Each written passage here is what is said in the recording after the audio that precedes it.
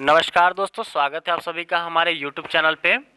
आज मैं दोस्तों आपके लिए लेकर आया हूँ ग्रुप डी में जितने भी क्वेश्चन 2018 में पूछे हुए हैं उसके तीसरे शिफ्ट के में जितने भी क्वेश्चन पूछे गए थे उसके सारे क्वेश्चन का डिस्कशन करने आया हूँ आपके सामने। तो दोस्तों, अगर हमारा ये वीडियो आपको अच्छा लगा तो प्लीज़ इसे लाइक कर दें, हमारे चैनल को दोस्तों सब्सक्राइब कर लें और हमारा जो चैनल है सब्सक्राइब करने के बाद घंटा ज़रूर बजा दें, क्योंकि घंटा अगर बजाएंगे तभी हमारा जो भी नया वीडियो हम लोग अपलोड करेंगे तो उसका नोटिफिकेशन आप तक मिलता रहेगा। तो चलिए दोस्तों, देर ना करते हुए अपने वीडियो को शुरू करते हैं। पहला सवाल है, डैश कॉर्क सेल में मौजूद एक रसायन है जो उनमें गैसों और पानी के प्रवेश को रोकता है। तो पहला ऑप्शन है क्यूटीन, दूसरा है सेफरिनिन, सी ऑप्शन है सुबेरिन और डी ऑप्शन है काइटिन। तो दोस्तों, इसका जो सही जवाब हो जाएगा वो हो जाएगा आपको सुबेरिन। जो होता है वो कॉर्क सेल में मौजूद एक रसायन है जो उनमें गैसों और पानी के प्रवेश को रोकता है। ठीक है, और ये सुबेरिन दोस्तों जो पाया जाता है, ये पाया जाता है आपको एक प्लांट में जनरली बेसिकली, और उस प्लांट का नाम है आपको क्वेरकस सुबर। ठीक है, क्वेरकस सुबर, इसका स्पेलिंग है QUERCUS, क्वेरकस सुबर। ये एक प्लांट है, इसमें बेसिकली ये पाया जाता है। और इसका दोस्तों जो बेस्ट एग्जाम्पल है दोस्तों, जो आप अभी बॉटल देखते होंगे बोतलों में, उसके जो ढक्कन होते हैं, मतलब वो इसका बेस्ट एग्जाम्पल है। ठीक है, चलिए अगले प्रश्न पर बढ़ते हैं हम लोग। अगला प्रश्न क्या है, बेकिंग पाउडर किसका और किसका मिश्रण है? मतलब कहने का मतलब बेकिंग पाउडर जो है वो किस दो चीज़ों से मिलकर बना हुआ होता है? तो चलिए, पहला ऑप्शन है सोडियम हाइड्रोजन कार्बोनेट, दूसरा है सल्फ्यूरिक अम्ल, बी ऑप्शन है सोडियम हाइड्रोजन कार्बोनेट और उसके बाद टार्टेरिक अम्ल, सी ऑप्शन है सोडियम कार्बोनेट और टार्टेरिक अम्ल और डी ऑप्शन है सोडियम हाइड्रोजन कार्बोनेट और मौलिक अम्ल।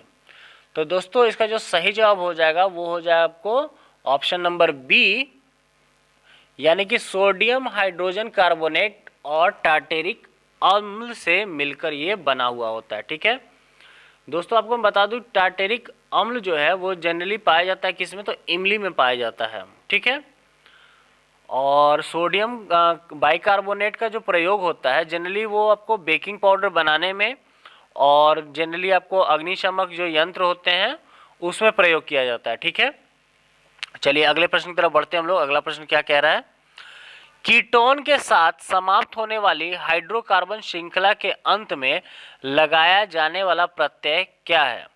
पहला है ओइक, दूसरा है ऑल, सी है अल और डी है ओन। तो दोस्तों, इसका जो सही जवाब हो जाएगा वो हो जाएगा आपको ऑप्शन नंबर डी, यानी कि ओन। ठीक है, ये आपका सही जवाब हो जाएगा। ठीक है, और दोस्तों इसके साथ साथ मैं आपको बताना चाहूँगा जो कीटोन है और उसका जो सामान्य जो नॉर्मल जो उसका सूत्र होता है वो होता है आपको CN plus H2N plus 1 in bracket 2 और उसके बाद CO। ठीक है, ये इसका फॉर्मूला होता है, सामान्य जो इसका फॉर्मूला होता है, सामान्य जो सूत्र होता है वो ये होता है ओन का, कि मतलब सॉरी कीटोन का। चलिए अगले प्रश्न तरफ बढ़ते हैं। अगला प्रश्न क्या कह रहा है, ये देखिए यहाँ पर एक फिगर दिया हुआ है, इसमें क्या कह रहा है, दिए गए परिपथ में डैश का प्रवाह वामावर्त होता है। मतलब किस चीज़ का प्रवाह जो है, इस फिगर को देख के बताना है कि किसका जो है वो वामावर्त यानी कि एंटी क्लॉकवाइज होता है। तो दोस्तों, इसमें जो हमारा एंटी क्लॉकवाइज है वो हमारे इलेक्ट्रॉन होंगे, यानी कि इलेक्ट्रॉनों का जो प्रवाह है वो वामावर्त होता है। ठीक है, यानी कि 63 नंबर का जो हमारा आंसर हो जाएगा वो हो जाएगा ऑप्शन नंबर डी, यानी कि ये हमारा वामावर्त है। ठीक है, और दोस्तों इलेक्ट्रॉन का जो द्रव्यमान होता है, ठीक है, ये मैं आपको बताना चाहूँगा, द्रव्यमान जो होता है वो होता है आपको 9.1 इंटू 10⁻⁻31। ठीक है, ये इसका द्रव्यमान होता है। ठीक है, और ये किस चीज़ में होता है, तो ये केजी में होता है। ठीक है, 9.1 इंटू 10⁻31 kg। ठीक है, चलिए अगला सवाल तरफ बढ़ते हैं हम लोग। अगला सवाल क्या कह रहा है, विंध्या शक्ति डैश के संस्थापक थे, मतलब कौन से वंश के संस्थापक थे, ठीक है। मतलब विंध्या शक्ति जो थे वो किस वंश के संस्थापक थे। पहला है काकतीय, दूसरा है चोल, सी ऑप्शन है वाकाटक और डी ऑप्शन है पांडव। तो दोस्तों विंध्य शक्ति जो थे वो आपको ऑप्शन नंबर सी यानी कि वाकाटक वंश के जो थे वो संस्थापक थे, ठीक है। और वाकाटक वंश के जो राजा थे रुद्रसेन टू, ठीक है, उन रुद्रसेन टू से जो विवाह हुआ था वो गुप्त शासक के जो पुत्री थी, चंद्रगुप्त टू के जो पुत्री थी, ठीक है, प्रभावती, उनका विवाह हुआ था किनसे, तो रुद्रसेन टू से हुआ था, ठीक है। चलिए अगले प्रश्न की तरफ बढ़ते हैं हम लोग। अगला प्रश्न क्या कह रहा है, अगला प्रश्न है हमारा, परमाणु के भीतर न्यूट्रॉन द्वारा प्रोटॉन पर आरोपित बल क्या कहलाता है। पहला है ज्वारीय बल, दूसरा है गुरुत्वाकर्षण बल, सी है नाभिकीय बल और डी है ऑप्शन विद्युत स्थैतिक बल, ठीक है। तो दोस्तों इसका जो सही जवाब हो जाएगा वो हो जाएगा आपको ऑप्शन नंबर सी यानी कि नाभिकीय बल, ठीक है। यानी कि हमारा ऑप्शन नंबर सी जो हो जाएगा वो बिल्कुल सही हो जाएगा दोस्तों, ठीक है। चलिए अगले प्रश्न तक चलते हैं हम लोग। अगला प्रश्न क्या कह रहा है, अगला प्रश्न है 2000 नहीं, अगला है पौधों में स्रावित होने वाला वह हार्मोन जिसके कारण उसका तना सूरज की रोशनी की ओर झुकता है क्या कहलाता है। पहला ऑप्शन है ऑक्सीन, दूसरा है साइटोकाइनिन, तीसरा है जिब्रेलिन और डी है एस्कार्बिक एसिड, ठीक है। तो इसमें जो आपका सही जवाब हो जाएगा आपको ऑप्शन नंबर ए यानी कि ऑक्सीन, ठीक है। ऑक्सीन जो हो जाएगा वो आपको बिल्कुल सही जवाब हो जाएगा। दोस्तों ये जो ऑक्सीन है इस हार्मोन की जो खोज हुई थी वो कब हुई थी, तो ये आपको 1880 ईस्वी में हुई थी, ठीक है। 1880 ईस्वी में हुई थी और ये किसने की थी, तो डार्विन ने की थी। किसने की थी, तो डार्विन ने की थी, ठीक है। डार्विन ने इस ऑक्सीन की खोज की थी और ये जो आपको जो है ऑक्सीन जो होता है वो पौधों में जो वृद्धि होती है उसको नियंत्रण करने वाला ये मतलब हार्मोन होता है, ठीक है। उसको नियंत्रण में रखने वाला ये क्या होता है, हार्मोन होता है। चलिए अगले प्रश्न की तरफ बढ़ते हैं हम लोग। अगला प्रश्न क्या कह रहा है, अगला प्रश्न है हमारा ₹2000 के रिजर्व बैंक नोट पर छपा मंगलयान क्या दर्शाता है। पहला ऑप्शन है भारतीय अंतरिक्ष यान शक्ति, बी ऑप्शन है भारतीय आर्थिक विकास, सी है भारत का तकनीकी विकास और डी ऑप्शन है अंतरिक्ष में भारत का पहला उद्यम। तो दोस्तों इसका जो आपको सही जवाब हो जाएगा वो हो जाएगा आपको ऑप्शन नंबर डी यानी कि अंतरिक्ष में भारत का पहला उद्यम, ठीक है। दोस्तों जो अंतरिक्ष में भारत का पहला जो उद्यम हुआ था वो पहले हुआ था किस रॉकेट का, तो PSLV-25 का हुआ था, ठीक है। और इसी रॉकेट का जो हुआ था, उड़ा था, वो कहाँ से उड़ा था, तो श्रीहरिकोटा से उड़ा था, ठीक है। और ये भारत का पहला जो मंगल अभियान था जो कि क्या रहा था, सफल रहा था, ठीक है। चलिए अगले सवाल की तरफ बढ़ते हैं हम लोग। अगला सवाल क्या कह रहा है, अगला सवाल है कार्य करने की दर क्या कहलाती है। पहला है वेग, दूसरा है ऊर्जा, सी ऑप्शन है शक्ति और चौथा है बल। तो दोस्तों इसका जो सही जवाब हो जाएगा वो हो जाएगा आपको ऑप्शन नंबर सी यानी कि शक्ति। कार्य करने की दर को शक्ति कहलाती है, ठीक है। यानी कार्य करने की दर को क्या कहते हैं, शक्ति। यानी कि शक्ति का जो एसआई मात्रक जो होता है, यानी कि शक्ति जो है उसका जो एसआई मात्रक है वो क्या होता है, तो वो होता है आपको वाट होता है, ठीक है। क्या होता है एसआई मात्रक, उसका वाट होता है। चलिए अगले प्रश्न तरफ बढ़ते हैं। अगला प्रश्न क्या कह रहा है, भारतीय क्रिकेट के इतिहास में एक T20 मैच में 5 विकेट लेने वाले पहले भारतीय गेंदबाज कौन थे। पहला ऑप्शन है आर अश्विन, दूसरा है रविंद्र जडेजा, सी ऑप्शन है ईशांत शर्मा और चौथा है युजवेंद्र चहल। तो दोस्तों इसका सही जवाब हो जाएगा वो हो जाएगा आपको युजवेंद्र चहल। यानी कि जयजोधपुर चहल जो थे वो भारतीय क्रिकेट के इतिहास में एक T20 मैच में 5 विकेट लेने वाले पहले भारतीय गेंदबाज बने थे। ठीक है, चलिए अगले प्रश्न तरफ बढ़ते हैं हम लोग। अगला प्रश्न क्या कह रहा है, निम्नलिखित में से कौन सी नदी से होकर बहती है और निम्नलिखित में से कौन सी नदी तिब्बत से होकर बहती है और वहाँ यारलंग तंगसपो नदी के रूप में जानी जाती है। पहला है गंगा, बी ऑप्शन है ब्रह्मपुत्रा, सी है ब्यास और डी है सतलज। तो दोस्तों ब्रह्मपुत्रा यानी कि इसका जो ऑप्शन हो जाएगा वो हो जाएगा ऑप्शन नंबर बी, यानी कि ब्रह्मपुत्रा जो है वो तिब्बत से होकर बहती है और वहाँ जाकर वो क्या बन जाती है, तो यारलंग तंगसपो नदी के रूप में वो जानी जाती है। ठीक है, और ये जो आपको ब्रह्मपुत्र नदी है वो ब्रह्मपुत्र नदी को तिब्बत में आपको सांपू तथा असम में आपको दिहांग भी कहा जाता है। ठीक है, क्या बोला जाता है, सांपू तथा असम में क्या बोला जाता है, इसको दिहांग भी कहा जाता है। चलिए अगला प्रश्न तरफ बढ़ते हैं हम लोग। अगला प्रश्न क्या है, अगला प्रश्न है किसी विस्फोट के कारण समुद्र के तल पर बनने वाली लहरें क्या होती हैं।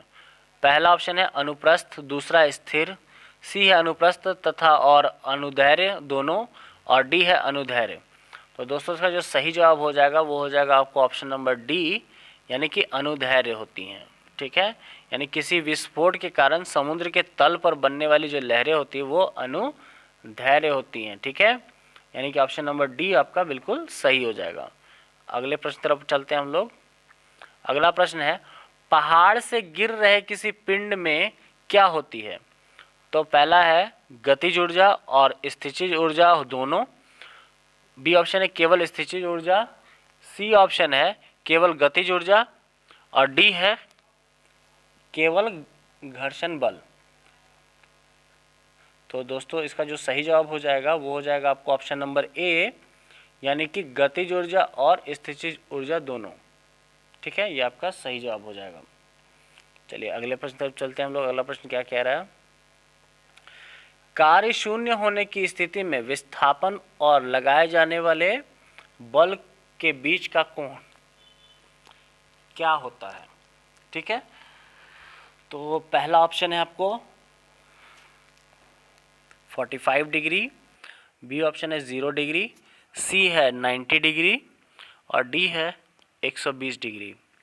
तो दोस्तों इसका जो सही जवाब हो जाएगा वो हो जाएगा आपको 90 डिग्री, यानी कि ऑप्शन नंबर सी जो हो जाएगा आपको बिल्कुल सही हो जाएगा। अगला सवाल तरफ बढ़ते हैं हम लोग। अगला सवाल क्या कह रहा है, निम्नलिखित में से किस राजा ने कोणार्क के सूर्य मंदिर का निर्माण करवाया था। पहला ऑप्शन है महामेघ वाहन, दूसरा है नरसिम्हा देव प्रथम, सी है वक्रदेव और डी है कुदेपसिरी। ठीक है, तो दोस्तों इसका जो सही जवाब हो जाएगा वो हो जाएगा आपको ऑप्शन नंबर बी, यानी कि नरसिम्हा देव प्रथम ने ही कोणार्क के सूर्य मंदिर का निर्माण करवाया था। ठीक है, और ये कोणार्क मंदिर है कहाँ पे दोस्तों, तो ये आपको उड़ीसा में है। ठीक है, कहाँ पे है, उड़ीसा, भारत के उड़ीसा में है। ठीक है, चलिए अगले प्रश्न तरफ बढ़ते हैं हम लोग। अगला प्रश्न क्या कह रहा है, ताला दरवाजे से संबंधित है, उसी तरह पासवर्ड किससे संबंधित है। तो पहला ऑप्शन है गेट, दूसरा है wild card letters, C option है वेरीफाई और डी है कंप्यूटर। तो दोस्तों इसका जो सही जवाब हो जाएगा वो हो जाएगा आपको ऑप्शन नंबर डी, यानी कि ताला जिस तरह से दरवाजे से संबंधित है उसी तरह से पासवर्ड जो है वो कंप्यूटर संबंधित होता है। ठीक है, अगले प्रश्न तरफ चलते हैं हम लोग। अगला प्रश्न क्या कर रहा है, अगला प्रश्न है 70 केजी के भार उठाने के लिए 9800 मतलब 9800 जूल की ऊर्जा का प्रयोग किया गया। भार को कितने की ऊंचाई तक उठाया गया। ठीक है, तो दोस्तों हम जानते हैं कि W बराबर यानी वर्क डन बराबर mass into gravity into height होती है। ठीक है, तो इस फॉर्मूले पे अगर हम लोग निकालेंगे तो ये हमारा आसानी से निकल जाएगा। जहाँ पे ग्रेविटी जो होती है वो कितनी होती है, तो जनरली वो होती है आपको 9.81 मीटर पर सेकेंड स्क्वायर। तो यहाँ पर हम उसे लेकिन कॉमनली उसे क्या लेते हैं, तो 10 मानते हैं। ठीक है, तो इस फॉर्मूले पे अगर आप बनाएंगे तो ये आपका आसानी से निकल जाएगा और आपका आंसर क्या आ जाएगा, ऑप्शन नंबर डी यानी कि 14 मीटर। तो ये आपका सही जवाब हो जाएगा। ठीक है, चलिए अगले सवाल की तरफ बढ़ते हैं हम लोग। अगला सवाल क्या कह रहा है, परमाणु क्रमांक 57 वाला जो तत्व होता है वो किससे संबंध रखता है। पहला है डी ब्लॉक से, दूसरा एस ब्लॉक से, सी है एफ ब्लॉक से और उसके बाद है पी ब्लॉक से। तो दोस्तों इसका जो सही जवाब हो जाएगा वो हो जाएगा आपको ऑप्शन नंबर ए यानी कि डी ब्लॉक से। ठीक है, परमाणु क्रमांक 57 वाला जो तत्व संबंध रखता है वो किससे रखता है, वो डी ब्लॉक से रखता है। ठीक है, वही मैं आपको बता दूं कि एस जो सबसेल होता है उसमें जो इलेक्ट्रॉनों की जो संख्या होती है वो कितनी होती है, तो उसमें 2 होती है, यानी एस में आपको कितनी होती है, तो 2 होती है, एस में 2 होती हैं। ठीक है, इसके अलावा पी में जो आप इलेक्ट्रॉनों की जो संख्या होती है वो आपको कितनी होती है, तो 6 होती है। कितनी होती है, 6 होती हैं। ठीक है, और इसके अलावा आपको डी में जो इलेक्ट्रॉनों की संख्या होती है वो कितनी होती है, तो 10 होती हैं। और एफ ब्लॉक में कितनी होती हैं इलेक्ट्रॉनों की संख्या, तो वो आपको 14 होती हैं। ठीक है, चलिए अगले प्रश्न तरफ चलते हैं हम लोग। अगला प्रश्न क्या कह रहा है, अगला प्रश्न है अधिक अंतरकोशीय प्रसार के लिए डैश कोशिकाएं विरल रूप से संचरित होती हैं। पहला है कोलेनकाइमा, दूसरा है स्क्लेरेनकाइमा, सी ऑप्शन है पैरेनकाइमा और डी है फ्लोएम। तो दोस्तों इसका जो सही जवाब हो जाएगा वो हो जाएगा आपको ऑप्शन नंबर सी यानी कि पैरेनकाइमा। यानी कि पैरेनकाइमा जो हो जाएगा वो आपका बिल्कुल सही हो जाएगा। ठीक है, और चलिए अगले प्रश्न तक चलते हैं हम लोग। अगला प्रश्न क्या कह रहा है, तत्व किसका परमाणु सब डैश का परमाणु सबसे बड़ा और डैश का परमाणु सबसे छोटा होता है। मतलब तत्व डैश के परमाणु सबसे बड़ा होता है, मतलब कि कौन से का परमाणु सबसे बड़ा होता है और किसका सबसे छोटा होता है।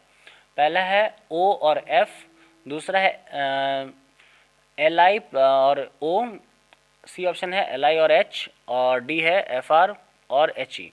मतलब और इसका जो सही जवाब हो जाएगा वो हो जाएगा आपको ऑप्शन नंबर डी यानी कि एफ आर जो होता है वो सबसे बड़ा होता है और एच ई जो होता है वो सबसे छोटा होता है तत्व में। ठीक है, तो एफ आर का जो मतलब होता है वो क्या होता है आपको, फ्रांसियम होता है, यानी कि francium, F R A N C I you M, francium.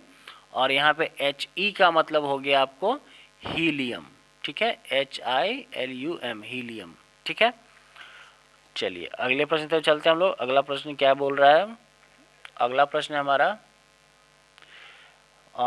Bangalore metro rail corporation limited ने कनप्पा अगहारा में एक स्टेशन के निर्माण के लिए किस कंपनी के साथ एक समझौता ज्ञापन पर हस्ताक्षर किए हैं।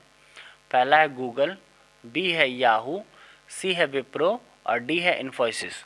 तो दोस्तों इसका जो सही जवाब हो जाएगा वो हो जाएगा आपको ऑप्शन नंबर डी यानी कि इन्फोसिस से उन्होंने क्या किया है, एक समझौता ज्ञापन पे हस्ताक्षर किया है Bangalore metro rail corporation limited ने। ठीक है, चलिए अगले सवाल तरफ बढ़ते हैं हम लोग। अगला सवाल है 120 kg 120 kg द्रव्यमान की बंदूक से एक 0.04 kg द्रव्यमान की गोली दागी जाती है। यदि गोली की बंदूक के मुख से निकलने की गति 90 मीटर प्रति सेकंड है तो बंदूक की प्रतिघाती गति कितनी होगी। तो दोस्तों इसको जो हम लोग निकालेंगे, हमें कह रहा है बंदूक की प्रतिघाती गति कितनी होगी। तो दोस्तों बंदूक की जो प्रतिघाती गति है उसे हम u मान लिए। ठीक है, और उसके बाद हमारा जो मास है वो कितना है 120 आपको। ठीक है, तो वो हमारा नीचे हो जाएगा यानी कि m, और उसके बाद हमारा जो स्मॉल m है, m और v जो होगा यानी वेलोसिटी होगी कितनी 90 मीटर प्रति सेकेंड, और m हमारा कितना दिया हुआ है द्रव्यमान जो छोटा m है, एक कितने गोली का जो द्रव्यमान है उसे हमने छोटा m मान लिया और जो बंदूक है उसका मैंने बड़ा m मान लिया।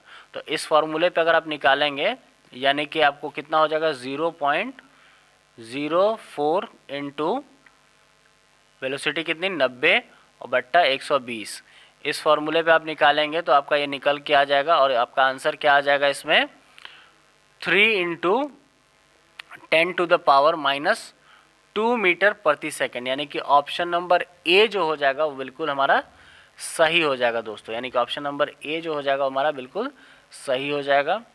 चलिए अगले प्रश्न तक चलते हैं हम लोग।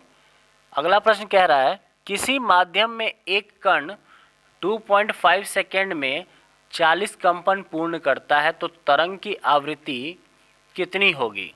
ठीक है, तो दोस्तों इसका जो सही जवाब हो जाएगा वो हो जाएगा आपको ऑप्शन नंबर डी, यानी कि 16 हर्ट्ज। ठीक है, देखिए आवृत्ति का जो फॉर्मूला होता है दोस्तों, आवृत्ति बराबर क्या होती है, दोलनों की कुल संख्या और उसके बट्टा कितना होगा, तो कुल लगा समय सेकंड में। तो दोस्तों दोलनों की संख्या कितनी दी हुई है, तो 40 दी हुई है और कुल लगा समय कितना है, तो 2.5 है। ठीक है, अब इसे हम जब काटेंगे तो हमारा क्या आ जाएगा, यहाँ से पॉइंट हटेगा इंटू 10। अब इसको काटेंगे जब हम लोग तो आपको क्या आ जाएगा, आपको 16 हर्ट्ज आपको आ जाएगा। ठीक है, चलिए अगले प्रश्न की तरफ चलते हैं हम लोग। अगला प्रश्न क्या कह रहे हैं, 25 ग्राम में सल्फ्यूरिक अम्ल के कितने मोल होते हैं, मतलब 25 ग्राम में जो सल्फ्यूरिक अम्ल होते हैं उसके कितने मोल होते हैं। पहला ऑप्शन है 0.255, बी ऑप्शन है 0.025, सी है 255 और डी है 25। तो दोस्तों इसका जो सही जवाब हो जाएगा वो हो जाएगा आपको ऑप्शन नंबर ए, यानी कि 0.255। ठीक है दोस्तों, अब यहाँ पे देखिए मोलों की संख्या को जब भी हम लोग ज्ञात करते हैं तो उसके लिए हमें क्या चाहिए होता है, तो दिया गया द्रव्यमान। ठीक है, दिया गया द्रव्यमान हमारा कितना है, तो 25 ग्राम है। ठीक है, उसके बाद मान लीजिए सल्फ्यूरिक अम्ल, यानी कि टोटल जो सल्फ्यूरिक अम्ल हैं, ठीक है, तो इनका अनुद्रव्यमान कितना होगा। तो दोस्तों सल्फ्यूरिक अम्ल का जो आपको फॉर्मूला होता है वो क्या होता है, आपको H2SO4। ठीक है, और इसके जो अणु के जो कण होते हैं, यानी कि H के आपको हो गया 2, उसके बाद प्लस कर देंगे उसमें S के कितने हो गए, तो वो होते हैं आपको 32 और O के कितने हो गए, तो वो हो गए आपको 64। ठीक है, तो इन तीनों को जब आप जोड़ेंगे तो आपका कितना बन के आएगा, तो ये आपको बन जाएगा 98। ठीक है, तो 25 बाई जब आप 98 आप करोगे, ठीक है, तो आपका कितना आ जाएगा दोस्तों, आप करके देखोगे तो आपका ऑप्शन नंबर ए इसमें आपको सही, यानी 0.255 आपका आंसर आ जाएगा। ठीक है, चलिए अगले प्रश्न तरफ बढ़ते हैं हम लोग। अगला प्रश्न क्या कर रहा है, समूह डैश में निष्क्रिय गैसें होती हैं, मतलब समूह में कितनी निष्क्रिय गैसें होती हैं। पहला ऑप्शन है 18, दूसरा है 17, सी ऑप्शन है 7 और डी है 1। तो दोस्तों समूह में जो है वो टोटल 18 जो है वो निष्क्रिय गैस होती हैं। ठीक है, और इसकी जो खोज हुई थी वो खोज किसने किसने की थी, तो इसकी खोज आपको 3 आदमी ने मिलकर की थी। पहले हैं लोकेयर, उसके बाद आपको आते हैं रैमडो और तीसरे व्यक्ति जो थे वो उनका नाम है रैले। ठीक है, ये 3 आदमियों ने इन 18 निष्क्रिय जो गैस हैं उनकी क्या की थी, गैसों की जो समूह 18 गैसों की, उनकी क्या की थी, खोज की थी। और इसके अलावा जो आपको इसमें निष्क्रिय गैस जो होते हैं वो 3 भागों में बटे हुए होते हैं। पहला आपको हो गया अक्रिय गैस, दूसरा हो गया उत्कृष्ट गैस और तीसरा हो जाता है आपको दुर्लभ गैस। ठीक है, ये 3 नामों से आपको टोटल ये जाने जाते हैं। चलिए अगले प्रश्न की तरफ बढ़ते हैं। अगला प्रश्न क्या कह रहा है, अगला प्रश्न है उस व्यक्ति को चुने जो एक समान समूह से संबंधित ना हो। पहला है लालू प्रसाद यादव, दूसरा है विक्रम साराभाई, सी ऑप्शन है इंदिरा गांधी और डी है अरविंद केजरीवाल। तो दोस्तों इसका जो आपको सही जवाब हो जाएगा वो हो जाएगा आपको ऑप्शन नंबर बी, यानी कि विक्रम साराभाई। ठीक है, ये आपको सही जवाब हो जाएगा। चलिए अगले प्रश्न की तरफ चलते हैं हम लोग। अगला प्रश्न क्या कह रहा है? अगला प्रश्न है, निम्नलिखित में से कौन सा पुरस्कार द इंग्लिश पेशेंट ने जीता? पहला है गोल्डन मैन बुकर पुरस्कार, बी है लेखन के लिए वारविक पुरस्कार, सी है अंतर्राष्ट्रीय रूबरी बुक पुरस्कार और डी है पुलित्जर पुरस्कार। तो दोस्तों इसका जो सही जवाब हो जाएगा वो हो जाएगा आपको ऑप्शन नंबर ए, यानी कि गोल्डन मैन बुकर पुरस्कार। ठीक है, जो मतलब ये जो द इंग्लिश पेशेंट था इसने कौन सा पुरस्कार जीता था? तो ये जीता था आपको गोल्डन मैन बुकर पुरस्कार जीता था। ठीक है, चलिए अगले प्रश्न तरफ चलते हैं हम लोग। अगला प्रश्न क्या कह रहा है? एक सेल में विस्फोट के बाद कई टुकड़े अलग अलग दिशाओं में उड़ जाते हैं, इस स्थिति में क्या संरक्षित रहता है? पहला है बल, दूसरा है स्थितिज ऊर्जा, सी ऑप्शन है संवेग और डी है कार्य। तो दोस्तों इसका जो सही जवाब हो जाएगा वो हो जाएगा आपको ऑप्शन नंबर सी, यानी कि संवेग। मतलब एक सेल में जब विस्फोट होता है उसके बाद कई जो टुकड़े हैं वो अलग अलग दिशाओं में उड़ जाते हैं, तो ये जो स्थिति होती है ये मतलब होती है वो आपको संवेग संरक्षित रहता है। मतलब इसमें जो होता है वो संवेग का स्थिति रहता है। ठीक है, चलिए, और संवेग का जो आपको फॉर्मूला होता है वो क्या होता है दोस्तों? तो संवेग बराबर जो होता है वो होता है वेग, संवेग बराबर वेग गुने द्रव्यमान। ठीक है, ये इसका फॉर्मूला होता है। और संवेग का दोस्तों एसआई मात्रक क्या होता है? तो एसआई मात्रक इसका होता है किलोग्राम इनटू मीटर पर सेकेंड। ठीक है, ये इसका एसआई मात्रक होता है। ठीक है, चलिए अगले प्रश्न की तरफ चलते हैं हम लोग। अगला प्रश्न है, किसी वस्तु का चंद्रमा पर भार डैश इनटू इसका पृथ्वी पर भार मतलब कितने के बराबर रहता है? पहला है 1/6, दूसरा है 5, सी ऑप्शन है 6 और डी है 1/5। तो दोस्तों हम सभी जानते हैं कि किसी भी वस्तु का जो चंद्रमा पे भार जो होता है वो पृथ्वी के भार के 1/6 के रूप में ये जाना जाता है, यानी कि ऑप्शन नंबर ए जो हो जाएगा वो हमारा बिल्कुल सही हो जाएगा। ठीक है, चलिए अगले प्रश्न तरफ चलते हैं हम लोग। अगला प्रश्न क्या कह रहा है? अगला प्रश्न है, 556 गोल मतलब 556 गोल हरे और सिकुड़े पीले बीजों के हाइब्रिड क्रॉस में डैश बीज गोल मतलब कितने बीज गोल और कितने पीले होते हैं? ठीक है, 556 गोल हरे और सिकुड़े पीले बीजों में हाइब्रिड क्रॉस में कितने बीज गोल होते हैं और कितने पीले होते हैं? पहला ऑप्शन है 32, बी ऑप्शन है 101 और सी ऑप्शन है 315 और डी है आपको 108।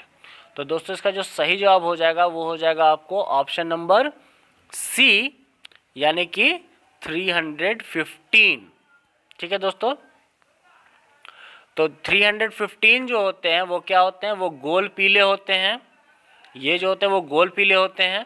उसके बाद आपको 101 जो होते हैं वो क्या होते हैं? तो वो सिकुड़ा पीला हुआ होता है, यानी कि ये जो होता है वो 101 कितना होता है? तो वो सिकुड़ा पीला होता है। और इसके अलावा 108 जो होता है दोस्तों ये आपको गोल हरा होता है। क्या होता है? गोल हरा। और उसके बाद 32 जो होता है वो क्या होता है? तो ये आपको सिकुड़ा हुआ और हरा होता है। ये जो 32 होता है वो सिकुड़ा हुआ होता है और हरा होता है। अगले प्रश्न तक चलते हैं हम लोग। अगला प्रश्न क्या कह रहा है? नर जनन कोशिकाओं का उत्पादन डैश में होता है मतलब किस में होता है? पहला है अंडकोश, दूसरा है वृषण, सी ऑप्शन है शुक्रवाहिका और डी ऑप्शन है प्रोस्टेट। तो दोस्तों इसका जो सही जवाब हो जाएगा वो हो जाएगा आपको ऑप्शन नंबर बी, यानी कि नर जनन कोशिकाओं का उत्पादन जो है वो वृषण में होता है। ठीक है, कहाँ होता है? तो वृषण में होता है। ठीक है, चलिए अगले प्रश्न पर चलते हैं हम लोग। अगला प्रश्न क्या कह रहा है? अगला प्रश्न है, ऑक्सीजन के सापेक्ष क्लोरीन की संयोगिता है कितनी? पहला है 5, दूसरा है 7, सी ऑप्शन है 4 और डी है 2। तो दोस्तों इसका जो आपको सही जवाब हो जाएगा वो हो जाएगा आपको ऑप्शन नंबर बी, यानी कि 7, ठीक है। यानी ऑक्सीजन के सापेक्ष क्लोरीन की संयोगिता है वो कितनी है, तो वो 7 होती है। चलिए अगला प्रश्न तरफ चलते हैं हम लोग। अगला प्रश्न क्या कह रहा है? अगला प्रश्न है जायकवाड़ी चरण एक जल विद्युत परियोजना किस नदी पर बनाई गई है? पहला है गंगा, दूसरा है गोदावरी, सी ऑप्शन है कावेरी और डी है सिंधु। तो दोस्तों इसका जो सही जवाब हो जाएगा वो हो जाएगा आपको ऑप्शन नंबर बी, यानी कि जायकवाड़ी चरण एक की जो जल विद्युत परियोजना है वो किस पे बनाई गई है, कौन सी नदी पर?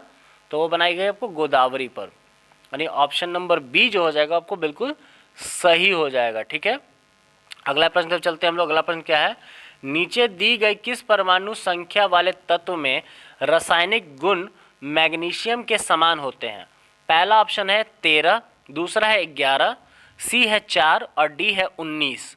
तो दोस्तों इसमें जो आपको सही जवाब हो जाएगा वो हो जाएगा आपको ऑप्शन नंबर सी, यानी कि नीचे दिए गए परमाणु संख्या वाले तत्व में रासायनिक गुण के मैग्नीशियम के समान होते हैं, वो होते हैं 4, ठीक है। चलिए तो आज का हमारा वीडियो यहीं तक था दोस्तों, और अब अपने नेक्स्ट वीडियो में हम लोग और भी बहुत सारे क्वेश्चंस लेकर आएंगे जितने प्रीवियस ईयर्स में पूछे गए हैं।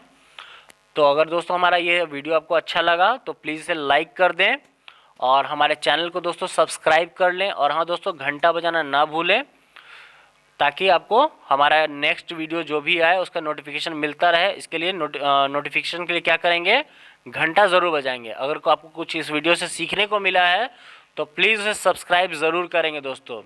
चलिए बाद बाकी धन्यवाद दोस्तों।